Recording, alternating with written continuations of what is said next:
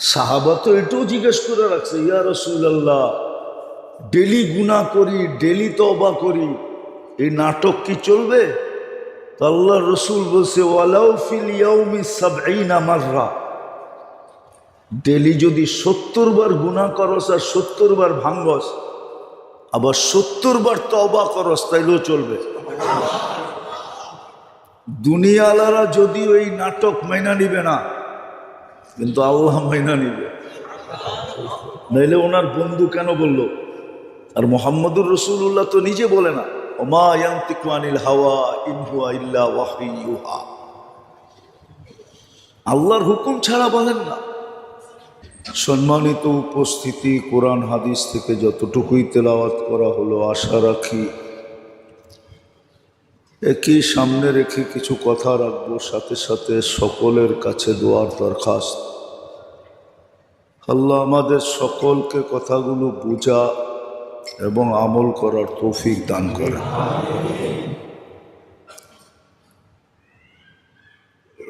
সত্য এটাই যে আল্লাহর রহমতের ভিতরে ডুবা আসি বিদায়ী, মাছ যেরকম পানির ভিতরে থাকাকালীন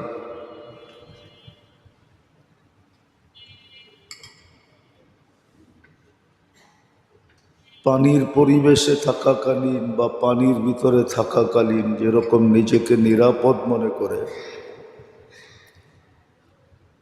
আর এই পরিবেশটাই মাছের জন্য নির্ধারিত। এরকম আরো পাখি খোলা আকাশের পরিবেশে, বন্য প্রাণী খোলা জঙ্গলের পরিবেশে আমরাও কিন্তু বেঁচে আছি আল্লাহর রহমতের কারণে।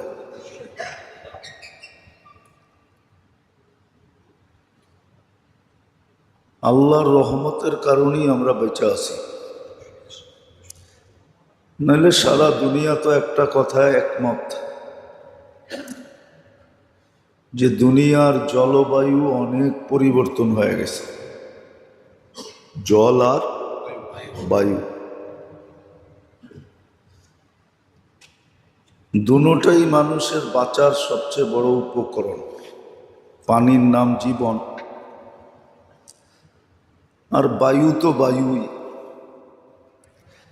এটা না হলে মানুষের জীবন চলে না। এটার নামও জীবনী, কিন্তু দুটোটাই দূষণীয়। দুটোটা নিয়েই দুনিয়া চিৎকার দিতেছে জলবায়ুর পরিবর্তনের কারণে, বিনষ্ট হওয়ার কারণে। আপনারা পাংখা চালাইতেছেন ঠিক না, অথচ এটা মাঘ মাস, আজকে 16 তারিখ, ঠিক না? ছোটবেলা শুনছিলাম মাঘের শীত নাকি বাঘের গায়ে, বাঘ পর্যন্ত কাবু হয়ে যায়, ঠিক না? অথচ আমরা পাংখা চালায় কাবু, ঠিক না? অনেকে দেখা যায় এসিও চালায়। আল্লাহর রহমতের ভিতরেই আমরা বেঁচে আছি।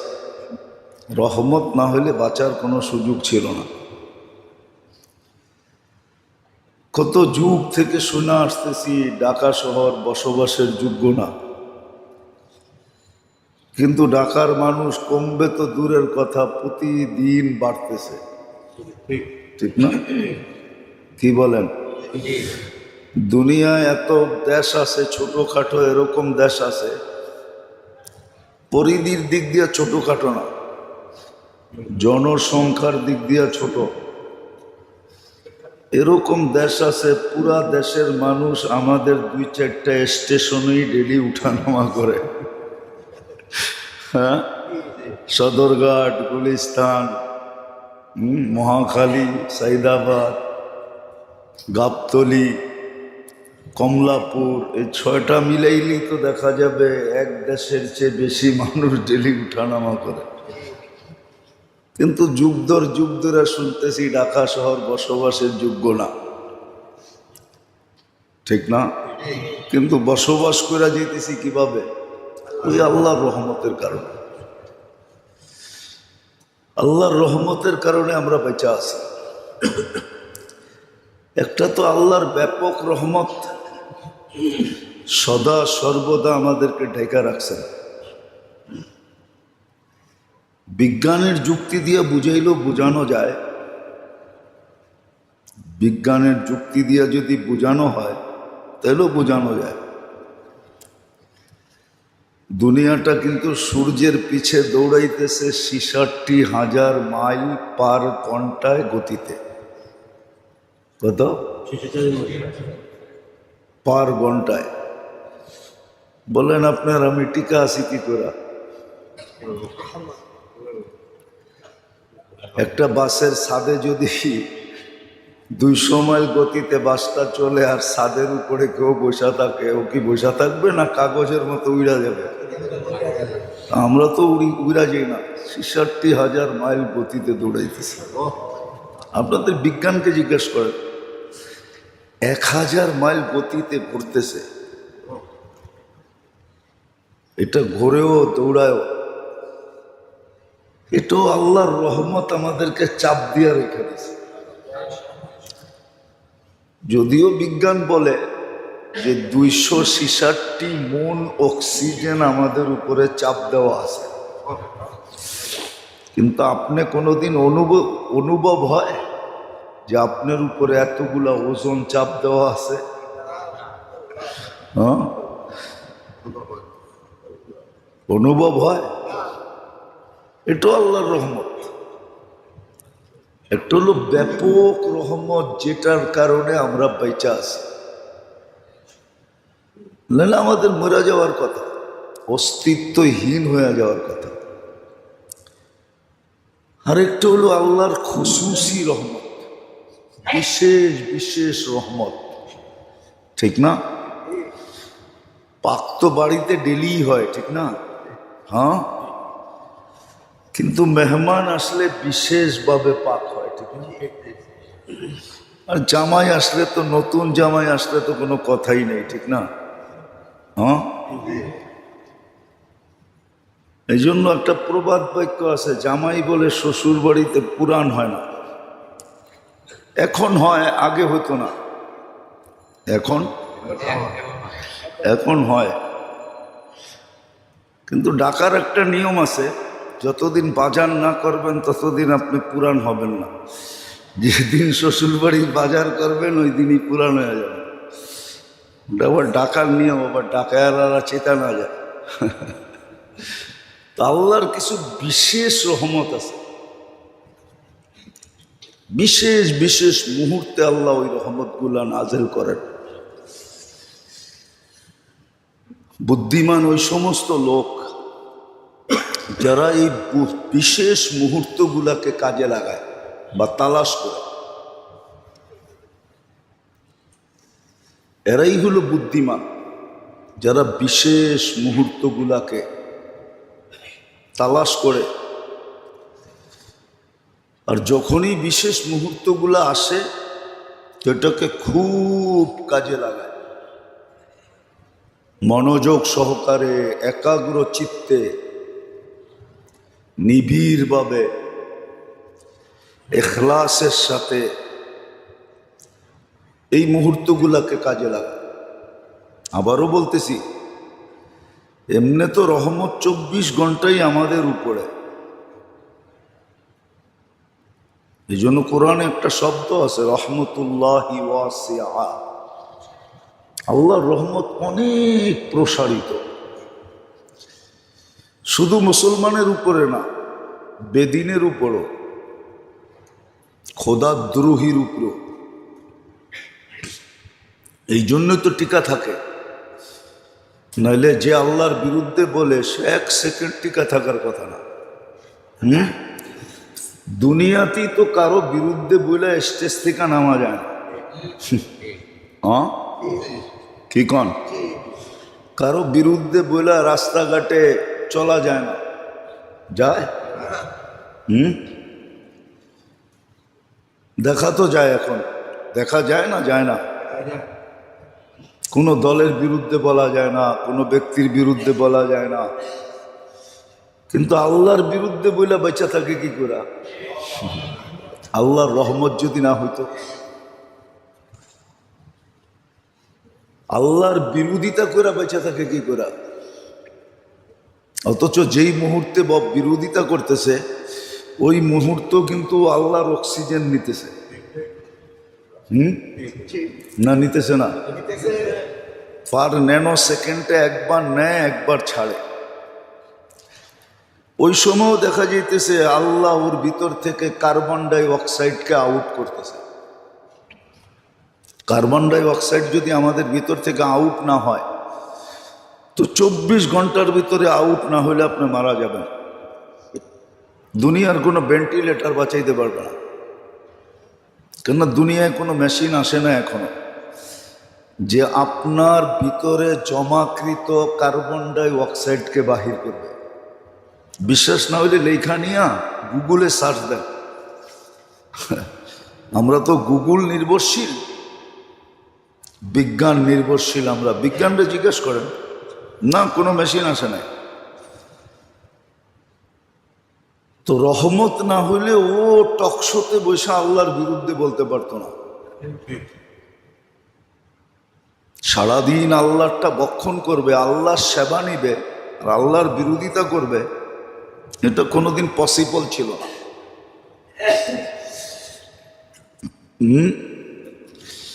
আল্লাহর তো কিছু হাত দিয়ে করতে হয় না বা কাউকে দিয়েও করতে হয় না।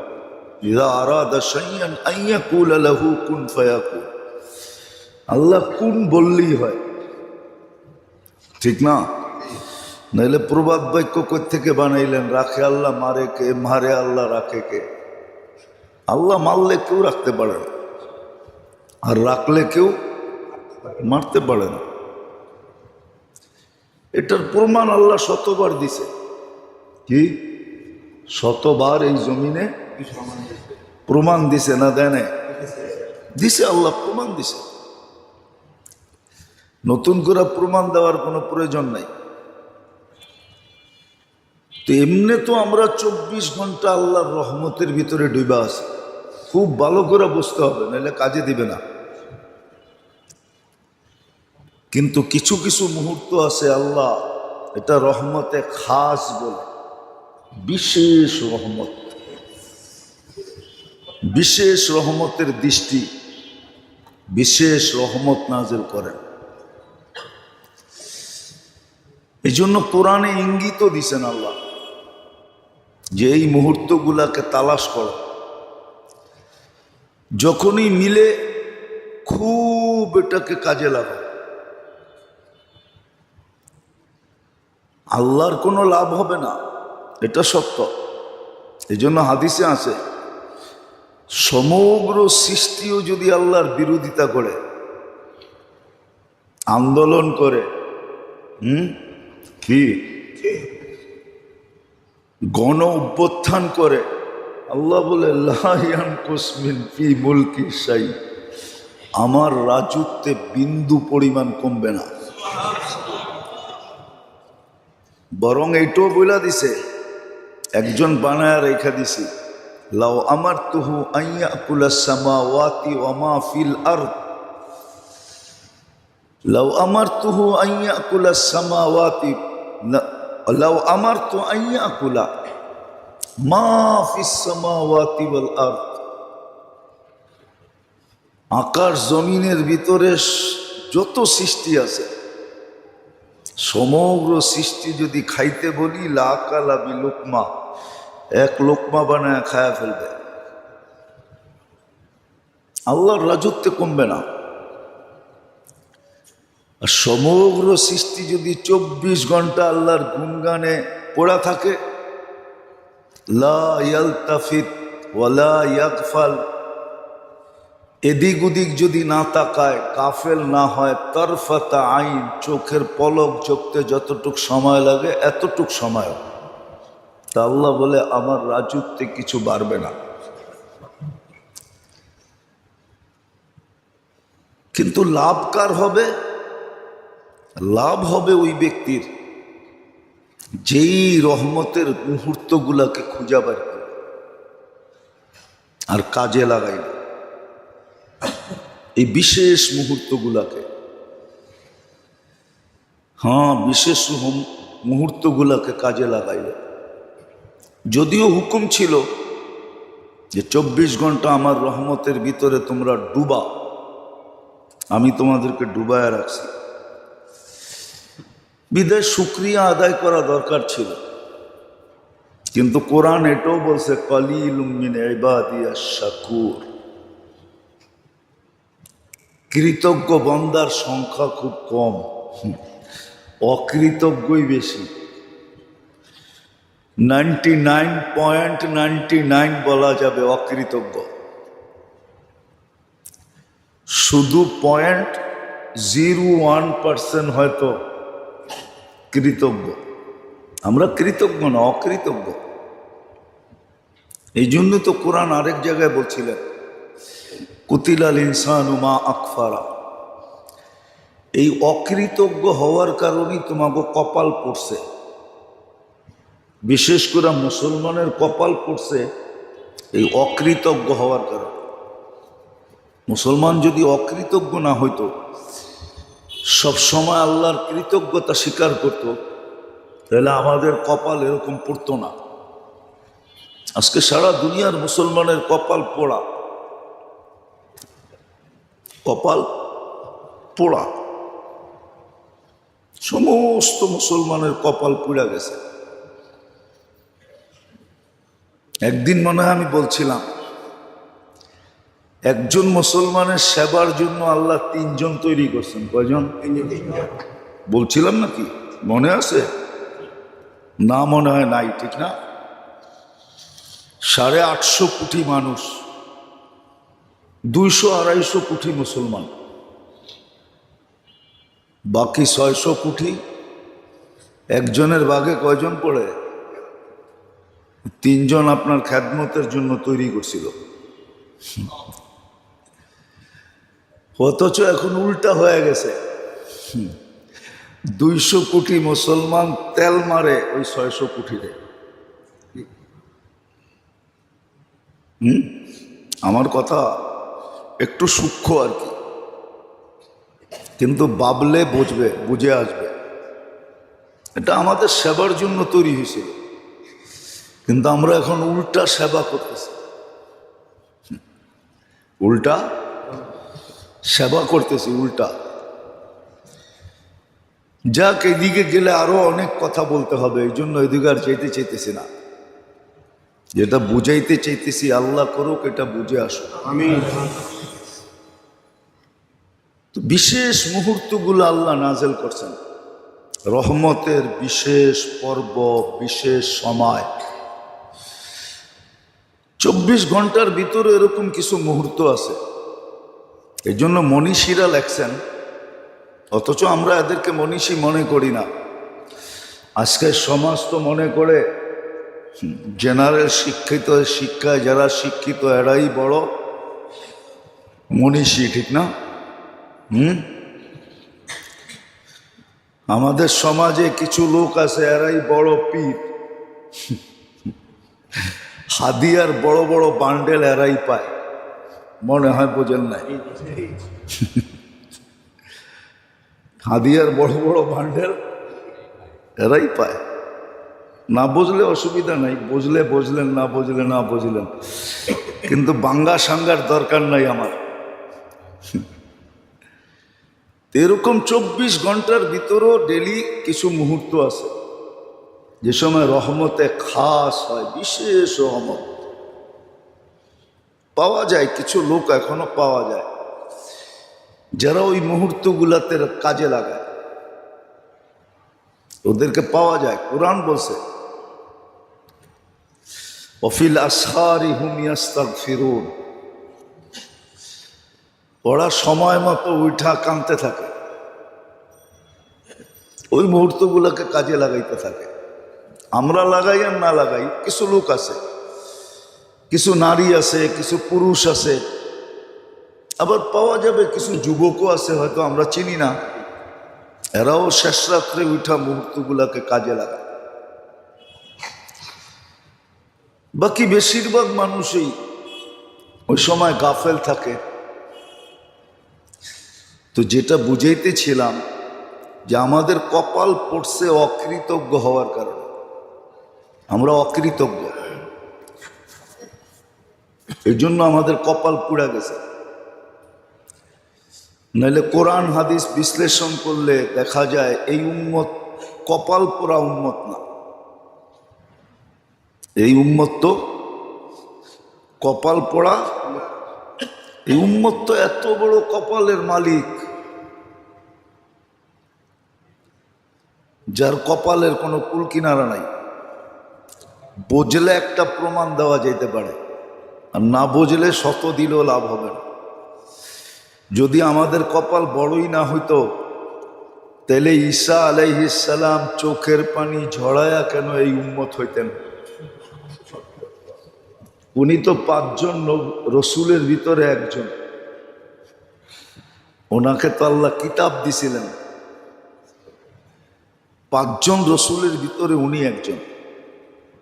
ওনার উপাধি হলো রূহুল্লাহ।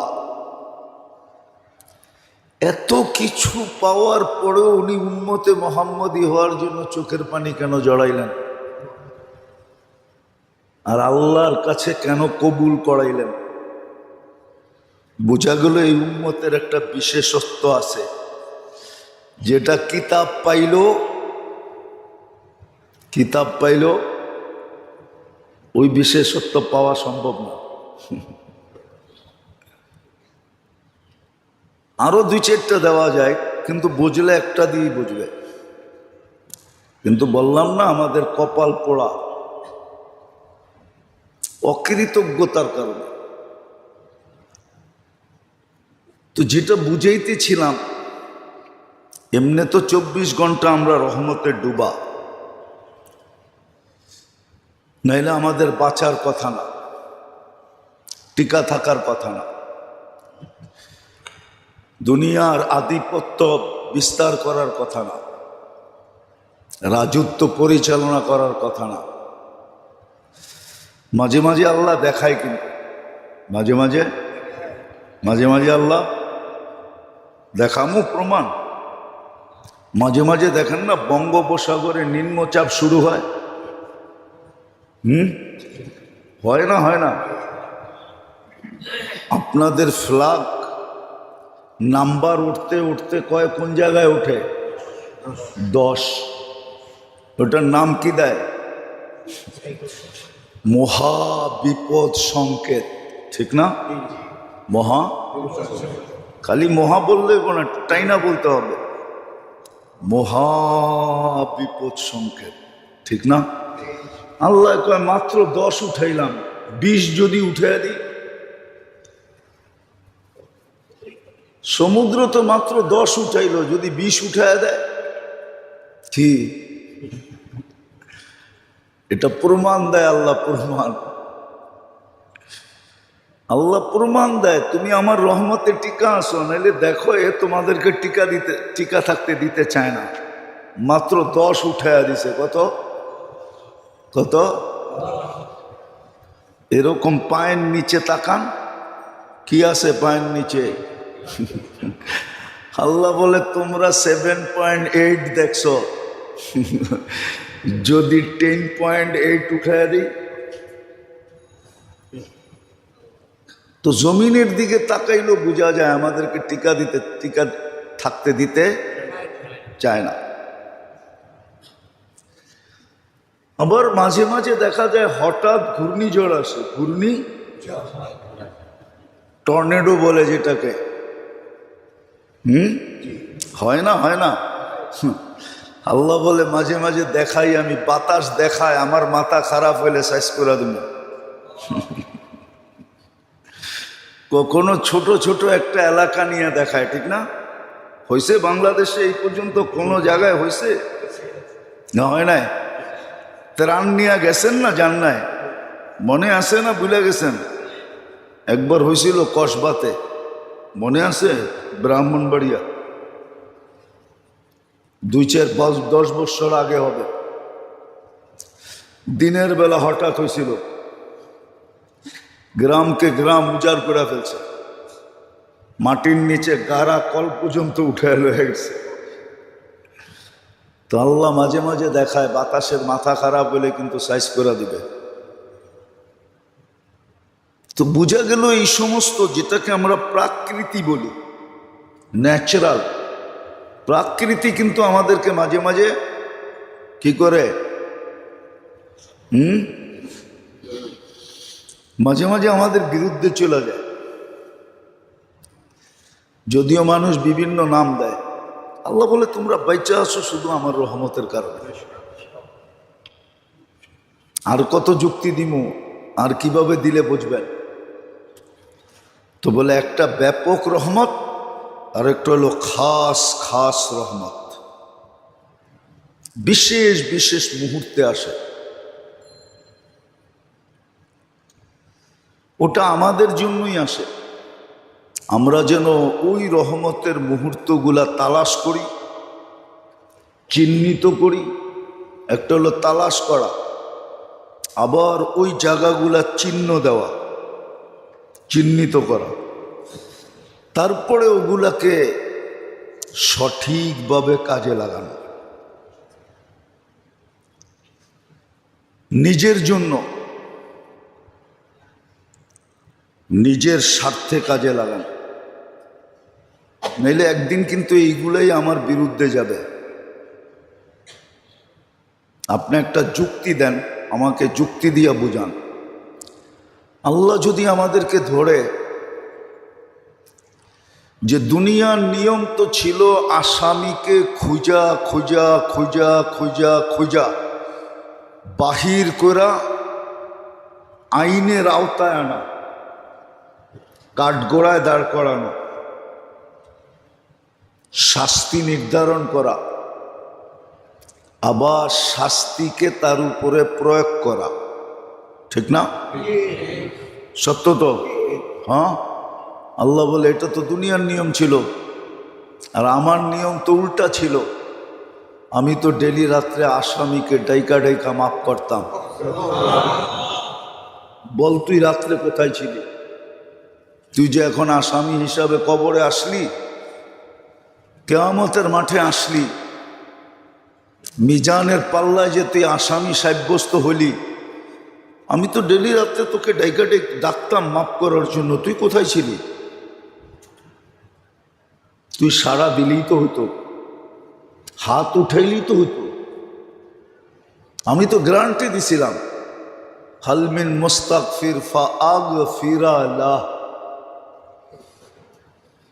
ওয়াস্তাগফিরহু ইন্নাহু কানা তাওয়াবা। এরকম শত জায়গায় আছে কোরআনে। আল্লাহ বলে আমি তো গ্যারান্টি কার্ড দিছিলাম, গ্যারান্টি দিছিলাম, অভয় দিছিলাম। আর কেমন আসামি? হাদিসে আছে ওয়ালাউ বালাগাদ দুনুবু কায়নানাস সামা, সমগ্র সৌর জগৎকে তুই গুনাহ দিয়া ভরতে ভরতে ভরতে ভরতে সৌর জগতে কোনো জায়গা ছিল না, আকাশ ভেদ করে উপরে উঠতেছিল। আমি তো গ্যারান্টি দিছিলাম এত গুনাহ হলেও মাফ করে দিব। আরবির সাথে আমাদের সম্পর্ক নাই তো, এই জন্য আরবি আমরা বুঝি না। হাদিসে লেখা আছে ওয়ালা উবালি গফরতু লাকা ওয়ালা উবালি, আমি মাফ করে দিব, আমার কোনো পরোয়াই হবে না, দ্বিধাই হবে না, কোনো দেখার বিষয় হবে না, তাকানের বিষয় হবে না। তুই গুনাহ কত করলি, কি কি করলি? বলেন আমার বিরুদ্ধে যদি এই যুক্তি আল্লাহ দাঁড় করায়, কোথায় যাবেন? আল্লাহর তো হুকুম ছিল, এই পর্যন্ত তো বলছে যে ডেলি একটা বলে না তুই ড্রামার কত করবি, ঠিক না? বাংলায় একটা কথা আছে না, বোঝেন? ড্রামা মানে তুই নাটক আর কত করবি, ঠিক না? সাহাবা তো এটাও জিজ্ঞেস করে রাখছে, ইয়া রাসূলুল্লাহ ডেলি গুনাহ করি, ডেলি তওবা করি, এই নাটক কি চলবে? তো আল্লাহ রসুল বলছে ওয়ালাউ ফিল ইয়াউমি ৭০ মাররা, ডেলি যদি ৭০ বার গুনাহ করস আর ৭০ বার ভাঙ্গস, আবার ৭০ বার তওবা করস, তাইলেও চলবে। দুনিয়ালারা যদিও এই নাটক মাইনা নিবে না, কিন্তু আল্লাহ মাইনা নিবে। নাইলে ওনার বন্ধু কেন বলল? আর মুহাম্মদুর রাসূলুল্লাহ তো নিজে বলে না, ওমা ইয়ানতিকু আনিল হাওয়া ইন হুয়া ইল্লা ওয়াহয়ু ইউহা, আল্লাহর হুকুম ছাড়া বলেন না। ওই রহমতে খাসের ভিতর থেকে সামনে আসতেছে ৩ তারিখ দিন গিয়া রাত্র, যেটাকে হাদিসের ভাষায় বলে লাইলাতু নিসফুম মিন শাবান, শাবানের 15 তারিখের রাত্র, যেটা আমাদের পরিভাষায় আমরা লাইলাতুল বরাত বলি। কি বলি? লাইলাতুল বরাত বলি। লাইলাতুল বরাত। আর বরাত বলার 2টা কারণ আছে। বরাত মানে মুক্তি, বরাত মানে সিদ্ধান্ত। কি সিদ্ধান্ত? 6 ব্যক্তির ব্যাপারে আল্লাহর সিদ্ধান্ত যে যতই রহমতের বিশেষ রাত্র হোক না কেন, যদি তওবা না করলা তাহলে তোমাদের ব্যাপারে সিদ্ধান্ত, তোমাদেরকে মাফ করব না। এই 6 সম্প্রদায় ছাড়া বাকি সব সম্প্রদায়ের জন্য সিদ্ধান্ত কি? মাপ চাইতে দেরি করতে দেরি করব না।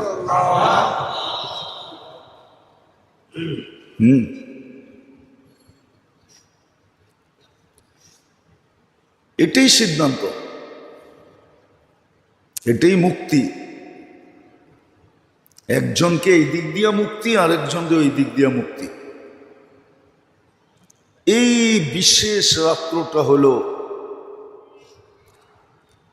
নিসফ মিন শাবান, লাইলাতু নিসফুম মিন শাবান, শাবানের 15 তারিখের রাত্রি। যদিও কেউ কেউ বলে, আছে আমাদের সমাজে কিছু লোক আছে বা দুনিয়াতেও কিছু লোক আছে যারা এই রাস্তায় অস্তিত্বের ব্যাপারে মানে না,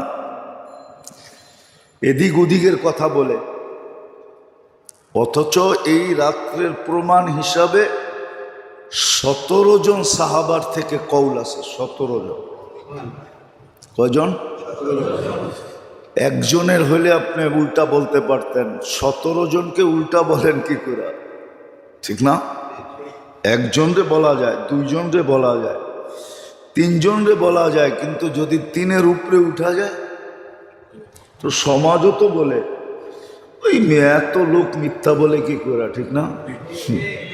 আরো সাহাবায়ে কেরাম, আরো কে? এই জন্য আমাদের সমাজে আছে, মিডিয়ায়ও দেখা যায়, টক শোতেও দেখা যায়, এই রাস্তার অস্তিত্ব স্বীকার করে না। এটাও ঠিক না। আবার আমাদের ভিতরেও কিছু লোক আছে অতিরঞ্জিত করে, এটাও ঠিক না। অতিরঞ্জিত করে এটাও, যেমন ট্যাক পাকাবে, মসজিদ আলোকিত করবে, চেরাগা করবে, বাতি সাত্তি লাগাবে, ঠিক না? রোডে সুডে মসজিদে, ঠিক না? হালুয়া শালুয়া, ঠিক না? খাওন টাউন খুব খাবে পাকাবে, ঠিক না? আবার পুরান ঢাকায় তো 2 দিন আগের থেকে রুটি বানানো শুরু হয়। দেখেন না শবে বরাতের রুটি? দেখছেন কি বড় বড় বানায়, কুমির বানায়, এটা বানায় সেটা বানায়। ও জানে না কুমির বানায় কি করলো। মাছ বানায়, কুমির বানায়, ঠিক না? যে বানাইছে ওর খবর আছে। কিয়ামতের দিন আইনা আল্লাহ বলবে জান দে। একদিক দিয়ে পিটাইতে থাকবে, আরেক দিক দিয়ে বলতে থাকবে জান দে। রুটি বানাইলেও বলা যেত, কিন্তু কি আপনাকে এখানে বানায় না? হ্যাঁ, কুমির বানায়, মাছ বানায়, অনেক প্রাণীর ছবি বানায় না রুটি দিয়া। হ্যাঁ, আল্লাহ বলে পিটাইব আর করবো জান দে। আর ও জান কোত্থেকে দিবে? জান তো কে দেয়? তা আল্লাহ বলবে এইবার তোর জানটা দোজগে দে। তুই যখন দিতে পারস না, তো তোর জানটাই দোজগে দে। তো এটাও অতিরঞ্জিত, এটাও অতিরঞ্জিত। তারপরে পটাকা ফুটানো, কবরস্থানের ভিতরে হুজুম করা। যে দেখবেন ওই দিন হাঁটার জায়গা পাবেন না। কি হাঁটার জায়গা নেই আজিমপুরে? কত মোবাইল যে চুরি হবে আল্লাহই জানে। চোরেরা এখন থেকে ট্রেনিং নিতেছে যে আজিমপুরে মোবাইল কেমনে চুরি করতে হবে। হ্যাঁ, আপনি বলবেন কবরস্থানেও চুরি, তো বলবে তুই যদি উল্টা করতে পারস তো আমি উল্টা করলে অসুবিধা কি? এই রাত্রে তোরে আসতে বলছে কে? তুই যখন উল্টা করছস তো আমিও উল্টাই করলাম। আমি আবার চুরিটা বৈধ বলতেছি না। তারপরে মাজারে মাজারে ঘুরা। দেখবেন মাজারে মাজারে ঘুরবে, বেশিরভাগ দেখবেন ইয়াং পোলাপান, যুবকরা। আবার দেখবেন মসজিদে মসজিদে ঘুরবে, এই মসজিদে 2 রাকাত, ওই মসজিদে 2 রাকাত। এগুলো সব অতিরঞ্জিত, এগুলো সব। হাদিসে এতটুকু আছে, কুমু লাইলাহা ওয়া সুমু নাহারাহা। হ্যাঁ, হাদিসে এটা আছে যে ওই দিন সূর্য ডুবার থেকে নিয়ে সুবে সাদেক পর্যন্ত আল্লাহ রহমতে খাস নাজেল করে। খাস রহমতের দৃষ্টি দেন আল্লাহ। কি দেন? খাস রহমতের দৃষ্টি দেন ওই দিন, খাস রহমতের দৃষ্টি দেন। এটা হাদিসে আছে। আবার এটাও আছে, আরবের গোত্রের একটা গোত্র ছিল বনি কালব, সবচেয়ে বেশি বকরি এরা পালত। এই গোত্রের বকরির পালনের পরিচিতি ওই যুগের থেকে চলে আসতেছে। এরা সবচেয়ে বেশি বকরি পালে, হাজার হাজার বকরি এদের। তো আল্লাহ রসুল বলছেন ওই বকরিদের গায়ে যত লোম আছে এত পরিমাণ লোককেও আল্লাহ ওই রাত্রে ক্ষমা করেন।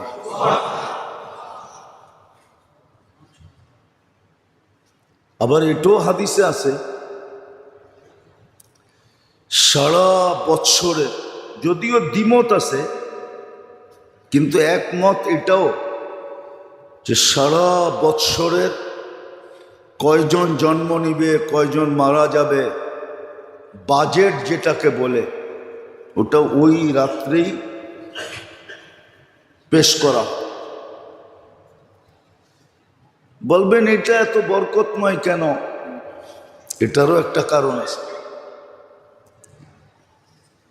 এই শাবান মাসেই আমাদের আমল নামা বাৎসরিক হিসাবে আল্লাহর কাছে পেশ হয়। আল্লাহর রসুল সবচেয়ে বেশি রোজা রাখতেন এই মাসে, রাখতে রাখতে রাখতে রমজানের সাথে মিলাইয়া দিতেন। জিজ্ঞাসা করছেন আপনি এত এই মাসে এত বেশি রোজা রাখেন কেন? বলছে আমার আমল নামা এই অবস্থায় পেশ হোক যে আমি রোজা অবস্থায় আছি।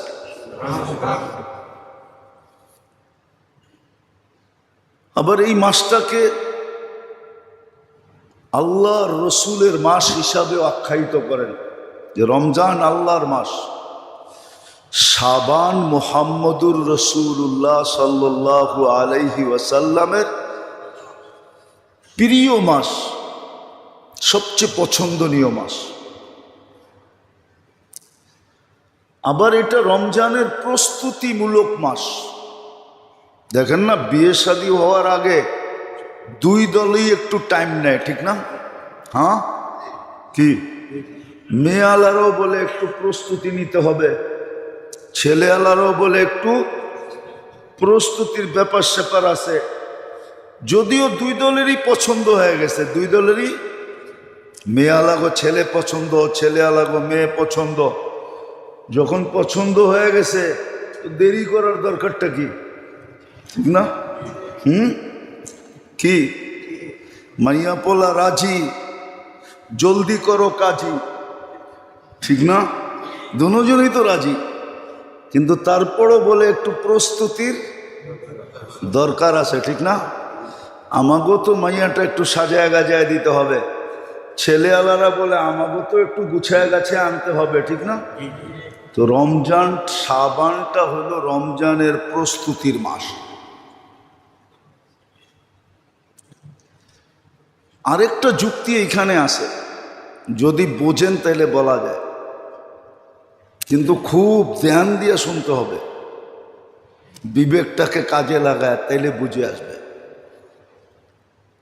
হ্যাঁ, রমজানের প্রথম 10 দিন কিসের?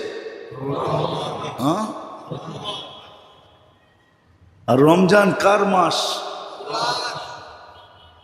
তো আল্লাহ বলে শাবান এই জন্য,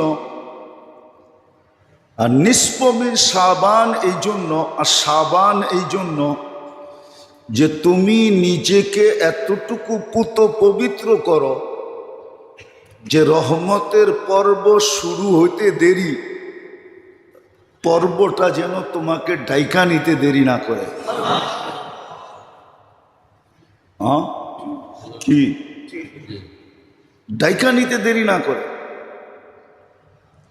সন্তান কিন্তু মা বাবার কাছে বড় আপন হয়, ঠিক না? হ্যাঁ, যদি পেশাব পায়খানায় শরীরে মাখায়া থাকে তাহলে বাপে নিতেও একটু দ্বিধা করে, ঠিক না? হ্যাঁ, কি করে? প্রথম পরিষ্কার করে তারপরে নেয়, ঠিক না? হ্যাঁ, এটা মানুষের স্বভাব। আল্লাহ বলে শাবান এই জন্য ছিল, আর নিসফমিন শাবান, সবে বরাত এই জন্য ছিল যে তুমি তোমাকে এতটুকু পবিত্র করো, রহমতের পর্ব শুরু হইতে দেরি, রহমত যেন তোমাকে ঢাইকা নিতে দেরি না করে। কিন্তু যদি তুমি পবিত্র না হইলা তাহলে রহমত কিন্তু আসলেও তোমাকে ডাইকা নিতে একটু দ্বিধা করবে, একটু সংকুচিত হবে, একটু দূরে সরে যাবে। এই জন্য শাবান ছিল, এই জন্য যে এই মাসে রমজানের পরিপূর্ণ প্রস্তুতি নিবে। এক তো আবাদত বন্দেগীর দিক দিয়া, আরেকটা ছিল, কিন্তু দুনিয়াতে কোথাও পরিবেশ আছে কিনা জানি না, আছে, ব্যক্তিগতভাবে আছে, সমষ্টিগতভাবে নাই। অতীতে মুসলমান রমজানে পরিপূর্ণভাবে দুনিয়ার থেকে বিমুখ হয়ে থাকতেন, একাগ্র চিত্তে পুরা রমজান ইবাদতের জন্য নিয়োজিত থাকত। এই জন্য আপনি গেলে পাবেন কিছু লোককে পাবেন, চলে যান মক্কা মদিনা, দেখবেন কিছু লোক পাবেন ব্যবসায়ী টাকাওয়ালা, রমজানের 1 তারিখ থেকে নিয়ে একবারে চাঁদ উঠা পর্যন্ত ওরা ওইখানেই পড়ে থাকবে, ব্যবসা বাণিজ্য ক্লোজ। চাকর বাকরকে বেতন রমজানের আগেই দিয়া দিছে, বোনাসও দিয়া দিছে, রোজার মাসের বেতনও দিয়া দিছে, বলছে তুইও কাজে লাগা, আমিও কাজে লাগাইতে চলে গেলাম। আছে এরকম লোক আছে, আমরা চিনি এরকম কিছু লোক আছে। আমাদের দেশে আছে কিনা আমি জানি না, কিন্তু বিভিন্ন দেশে আছে। আমাদের দেশে আছে কিনা এটা আমার জানা নাই, আমি এখন পর্যন্ত খুঁজে এই তথ্য পাই নাই, কিন্তু ডাইনে বামে আছে।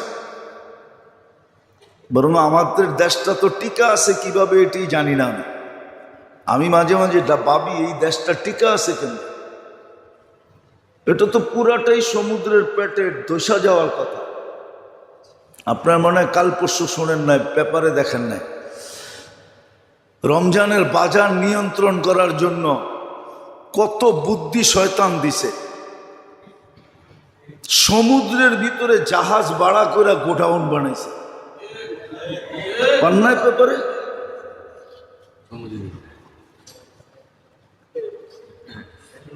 জাহাজ ভাড়া করে গোডাউন বানাইছে সমুদ্রের ভিতরে, বাসমান গোডাউন, শুধু রমজানে কামানের লেগে। এই দেশটা টিকে আছে কিভাবে? ধ্বংস হয়ে যাওয়ার কথা এই দেশটা। যেই ব্যবসায়ীদের এই নীতি, এই জন্যই তো শুরু হয়েছে। এক এক মাসে, আগে সারা বৎসরে একবার ভূমিকম্প হতো না, এখন প্রতি মাসে 20 বার 30 বার ভূমিকম্প হইতেছে বাংলাদেশে। মিডিয়া আসে না, আপনারা খবর রাখেন না। আপনি দেখেন প্রতি মাসে 2, 4, 10 বার 20 বার মৃদু ভূমিকম্প হইতেছে বাংলাদেশে। এই জমিনটা ধসা যাওয়ার কথা। কসম খোদার, আপনি কোরআন হাদিস গাইটা দেখেন, এই জমিনটা ধসা যাওয়ার কথা, ধ্বংস হয়ে যাওয়ার কথা। কিন্তু না হওয়ারও কিছু কারণ আছে। যদিও জাতির কাছে এদের কোনো মূল্য নাই, জাতির কাছে এদের কোনো মূল্য নাই, বরং জাতি এদেরকে কানে ধরে ঘুরাইতে পারলে ক্রেডিট মনে করে, 10টা গালি দিতে পারলে ক্রেডিট মনে করে। হ্যাঁ, সত্য এটা, রাগ হন না আমার কথায়, রাগ হন না। জাতি ক্রেডিট মনে করে এটা। 40,000 হেফজোখানার কারণে বেঁচে আছে, হাজার হাজার মাদ্রাসার কারণে বেঁচে আছে, আলেম ওলামাদের চোখের পানির কারণে বেঁচে আছে। নাহলে ধ্বংস হয়ে যাওয়ার কথা। প্রমাণ ছিল, আমি ইতিহাসের পাতা থেকে আপনাকে প্রমাণ দিতে পারব, প্রমাণ ছিল, প্রমাণ আছে। কিন্তু তারপরও আপনি সর্বক্ষেত্রে দেখেন, মসজিদ কমিটি রাগ হয়ে যাবে, মসজিদ কমিটি, ইমাম, মুয়াজ্জিন, খাদেম সবাই কানে ধরে ঘুরাইতে চায়। আমারে না ঘুরা, বাকিদেরকে তো ঘুরাইতে চায়।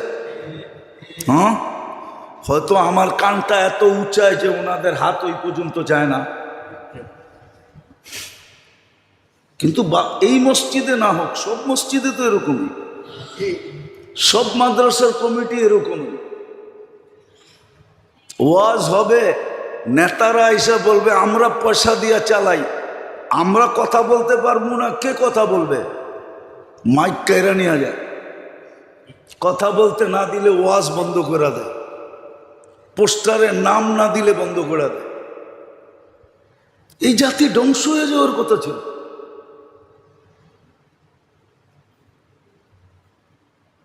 কিন্তু বেঁচে আছে কেন বললাম না, ওই যে কিছু মাদ্রাসার কারণে, ওলামারা সইও তারপরে চালাইতেছে ওগুলাকে, হেফজোখানাগুলার কারণে, মাদারেসের কারণে, ওলামাদের চোখের পানির কারণে।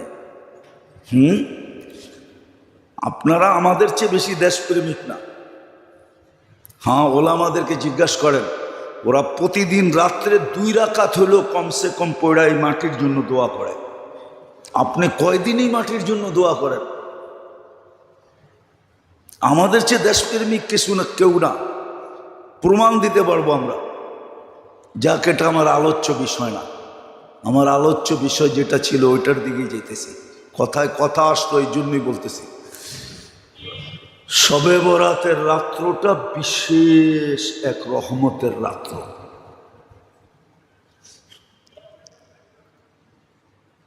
এই জন্যই এই রাত্রটার একটা নাম এটাও আছে যে এটা ইস্তেগফারের রাত্র, নিজের সাথে আল্লাহ সম্পর্ক নবায়নের রাত্র। সারা বৎসর কি করলো? এটাকে ধুইয়া মুছা পুত পবিত্র করার রাত্র। এই রাত্র হট্টগোলের না, এই রাত্র ঘোরাঘুরির না, এই রাত্র লম্বা লম্বা ওয়াজ করার নাম না। যেই রাত্র মজলিস আর মজলিস হইল, আছে অনেক জায়গায় সারা রাত্র ওয়াজ হইতে থাকে, একজন আসে একজন যায়, একজন আসে একজন যায়, হইতে থাকে। কিন্তু আসলে এই রাত্র এই জন্য না। এই রাত্র যাদেরকে আল্লাহ পাওয়ায় দিছেন, এটা তো কপালালারা পায়। কি কপালালারা? যাদেরকে আল্লাহ পাওয়ায় দিছেন তাদের উচিত হইল এই হালুয়া শালুয়া, পোলাও সোলাও, রুটি সুটি, ড্যাক শ্যাক, এই যত ধরনের আমাদের দেশে প্রচলন আছে, অতীত থেকে আমরা দেখা আসতেছি যে এক উল্লাসের রাত্রি। আসলে এটা উল্লাসের রাত্রি না, এটা তো নির্জনতার রাত্রি। যে জামাতে নামাজ পড়বে আর নিজেকে গোপন করে ফেলবে, সুবে সাদেক পর্যন্ত সীমা রাখা। আর আল্লাহর অঙ্গীকার আছে। অনেক সময় দেখা যায় কি, অনেক সময় দেখা যায় মানুষের মুড দেখা যায়, চেহারার বাপ দেখা যায়, এখন বললে উল্টা চেতব, ঠিক না? আবার কখনো কখনো দেখা যায় চেহারা, সময়, অবস্থা এরকম যে যা বলবো তাই মানব। আছে না? কি মনে হয় বুঝাইতে পারি? ঠিক এই রাত্রটা এরকমই। আল্লাহ ঘোষণা দিছেন এই রাত্র এরকমই। তুমি আমাকে মানাইতে চাইলে আমি মেনা যাব, তুমি আমাকে মানাইতে চাইলে, তুমি আমাকে রাজি করাইতে চাইলে আমি রাজি হয়ে যাব। এই রাত্র হলো আল্লাহকে মানানোর রাত্র, নিজের সম্পর্ক আল্লাহর সাথে ঘনিষ্ঠ করার রাত্র, নিজেকে পুত পবিত্র করার রাত্র, যাতে রমজানের রহমতের পর্ব ঢুকতে দেরি, রহমত যেন খুঁজা আইসা আমাকে ডাইকা নিতে দেরি না করে। রহমত যেন আমাকে খুঁজা আমাকে ডাইকা নিতে পারে। দিনের লাইনও এতটুকু প্রস্তুত হওয়া, দুনিয়াবি কাজ কাম থাকলেও, আরে মেরে দোস্ত, পরীক্ষামূলক 1 বছর করে দেখেন না, আপনি 1 বছর পরীক্ষামূলক করে দেখেন যে আমি ব্যবসা 1 মাস করব না, চাকর বাকরকে অগ্রিম দিয়া দেখেন, পরীক্ষা করে দেখেন। আমি বলতেছি না, যারা করতেছে অনেককে আমি চিনি, অনেক দেশে, ওরা তো আজ পর্যন্ত বলল না আমাদের লস হয়েছে। যদি লস হয়ে থাকে তাহলে 1 মাসের জন্য এত টাকা দিয়ে হোটেল ভাড়া করে কি করে? ওরা তো নর্মাল হোটেলে থাকে না, ওরা তো বড় বড় টাওয়ারে থাকে। আবার শুধু এইখানেই শেষ না, ওরা 1 মাস আগেই দরখাস্ত করে বসে থাকে যে আমি ইফতারি বাট করব, আমার জন্য একটা জায়গা বরাদ্দ করা হোক। সৌদির নিয়ম, মক্কা মদিনে আপনি ইফতারি বাট করতে হলে আগে দরখাস্ত করতে হবে, আপনার ক্যাটাগরি পুরা দিতে হবে, কি কি দিবেন এটা পর্যন্ত লিখতে হবে। আপনার অ্যাবিলিটি কতটুকু আছে ওটারও পুরো ডকুমেন্টস দিতে হবে। তারপর আপনার জন্য একটা জায়গা বরাদ্দ হবে, তুমি এই জায়গায় বসাইতে পারবে। চলেন আমি আপনারে দেখায় নিয়ে আসি। কিন্তু আমাদের দেশের ধনীদেরকে তো দেখা যায়, আমরা রমজানে গেলে দেখি মাঝে মাঝে মুস্কি মুস্কি হাসি, যদিও ওরা আমাদের হাসি দেখে না, নিজেদেরকে বড় লুকায় রাখতে চায়, কিন্তু চোখকে তো ফাঁকি দেওয়া সবসময় সম্ভব হয় না, হয় নাকি? আমি নাম বলবো না, আমি চিনি অনেককে। ওরা যে দেখা যায় ওই সমস্ত দস্তরখানে বয়ে রয়েছে ইফতারির জন্য, অথচ আল্লাহ হাজার হাজার কোটি টাকা দিয়েছে, ইচ্ছা করলে ও এরকম দস্তরখান লাগাইতে পারে, কিন্তু ও আরেকজনের দস্তরখানে ফকিরের মতো বসে আছে। কেননা টাকা হইলে কি হবে, মনটা তো ছোট। কি মন ছোট? আমরা ওদেরকে জিজ্ঞেস করছি তোমরা এত খরচ করো, তো বলে মাঝে মাঝে মুফতি সাহেব রমজানের পরে 1 মাসের কামাই দিয়া পুরা হয়ে যায়, 2 মাসের কামাই দিয়া পুরা হয়ে যায়, 3 মাসের কামাই দিয়ে আল্লাহ পুরা করে দেয়। এতটি দেয় যে ছাপ্পর ফাইরা দেয়,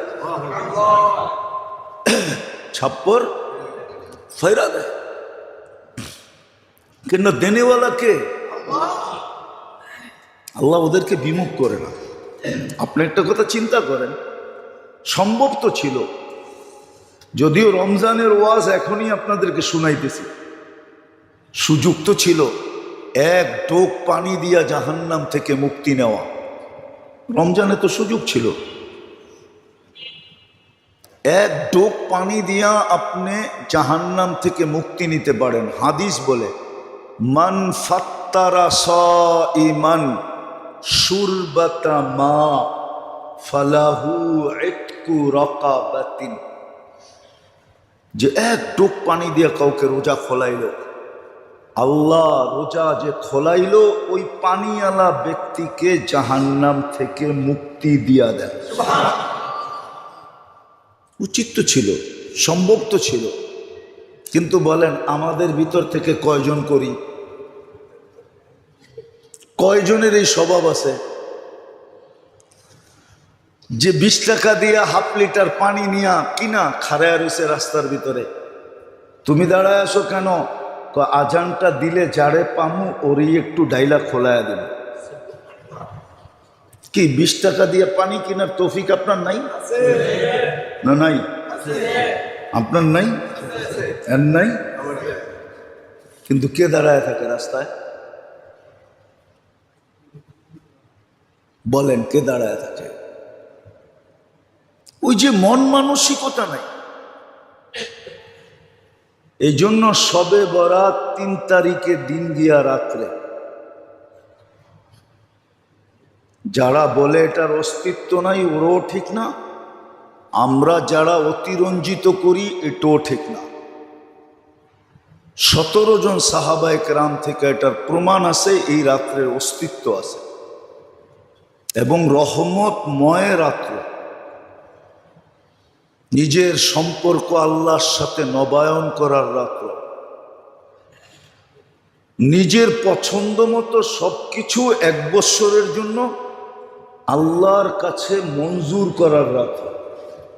আল্লাহর কাছে মঞ্জুর করে নেবে পছন্দেরটা, নির্জনে বৈশা, গোপনে বৈশা। এই রাত্রে কোনো ধরাবান্ধা জিনিস নাই। আগের থেকে যেটা শুনে আসতেছি যে এত রাকাত নামাজ আছে, এই সূরা আছে, এমনি এমনি পড়তে হয়। আবার জামাতের সাথে সালাতুত তাসবিহ নফল জামাতের সাথে নাই। পুরুষরা তো পড়ে পড়ে, মহিলারাও পড়ে আবার। না, এগুলা কিচ্ছু নেই। যেটা আছে ওইটাই আপনাকে বলতেছি। ব্যক্তিগতভাবে সারা রাত্র ইস্তেগফারে কাটায় দেন, চোখের পানি দিয়া কাটায় দেন, মাপ চাওয়া দ্বারা কাটায় দেন, রহমত চাওয়া দ্বারা কাটায় দেন। এতটুক চান যে আপনার মন এক সময় ভিতর থেকে বলবে, ভিতর থেকে মনই বলবে, আল্লাহ মনকে বলাবে যে যথেষ্ট হয়ে গেছে।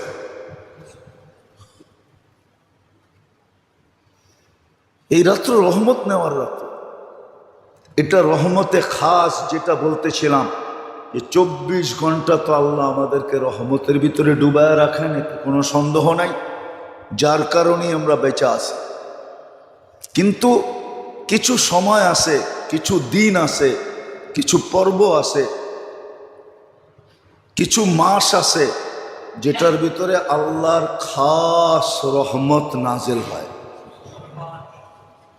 এটাকে টোকানো উচিত, জানা উচিত, চিহ্নিত করা উচিত, কাজে লাগানো উচিত। ছেলে পেলে কেউ বুঝান, এই রাতে পটাকা ফোটানোর রাত্র না। বাচ্চাদেরকেও ঘরে কাজে লাগান।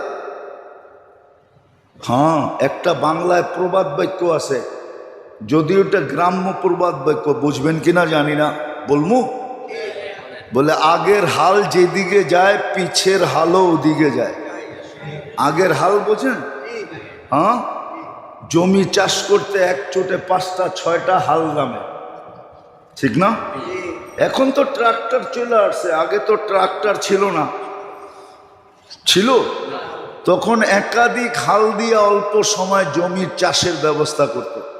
ওইখান থেকে প্রবাদ বাক্য আসছে, আগেরটা যেদিকে যায় পিছেরটা ওদিকে যায়। আমরা বয়স্করা যেদিকে যাব বাচ্চারা ওদিকে যাবে।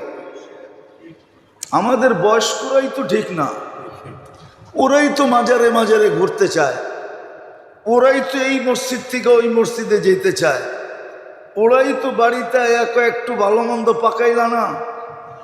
অথচ ভালো মন্দ যেদিন পাকানোর দরকার ছিল ওই দিন পাকায় নাই। ভালো মন্দ পাকানোর দরকার ছিল 10ই মুহররম, ওই দিন হুকুম ছিল ভালো মন্দ পাকা, সারা বৎসরের বরকত দিমু। ওই দিন খালি সাবিল লইয়া দৌড়াইছে, কি করছে? তাজিয়া লইয়া দৌড়াইছে। ওই দিন আর ভালো মন্দ পাকায় নাই। তো যেই দিন ভালো মন্দ পাকানের ওই দিন পাকায় না, যেদিন ভালো মন্দের পাকানের না, শয়তান আইনা এখানে অ্যাড করে দিছে। পাকাইতে পাকাইতে রাত শেষ, সকালের আজান দিয়া দেয় না। মা বোনদের কোনো আল্লাহর কাছে নামাজ, না দোয়া, না ইস্তেগফার, না তসবিহ, না তাহলিল, না কান্না, না কাটি, কিছুই ওদের কপালে জোটে না। আর পুরুষগুলা ভালো ভালো খায় আর এদিক থেকে এদিক করতে থাকে।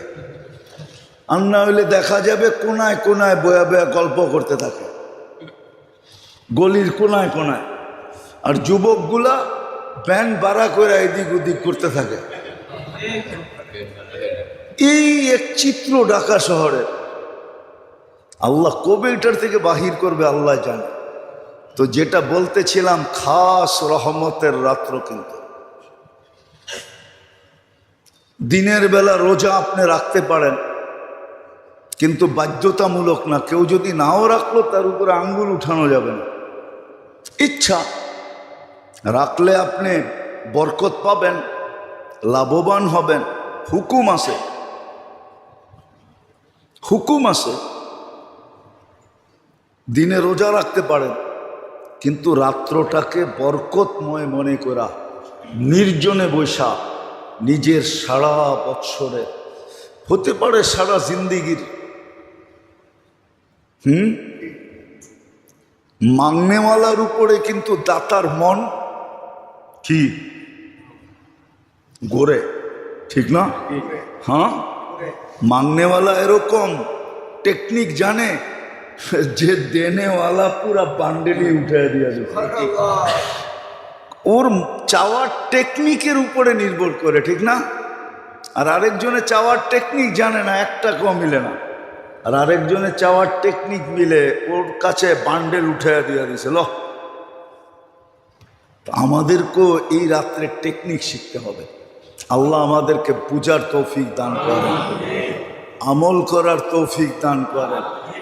যেরকম কাটাইলে রহমত আমাদেরকে ঢাকা নিবে, সারা বৎসরে আমি আমার পক্ষে নিজের ইচ্ছা মতো পছন্দের সব কিছু আল্লাহর কাছে মঞ্জুর করাইতে পারবো। ওইভাবেই আল্লাহ এই রাত্রটাকে কাটানোর তৌফিক নসিব। অমা আলাইনা ইল্লাল বালা।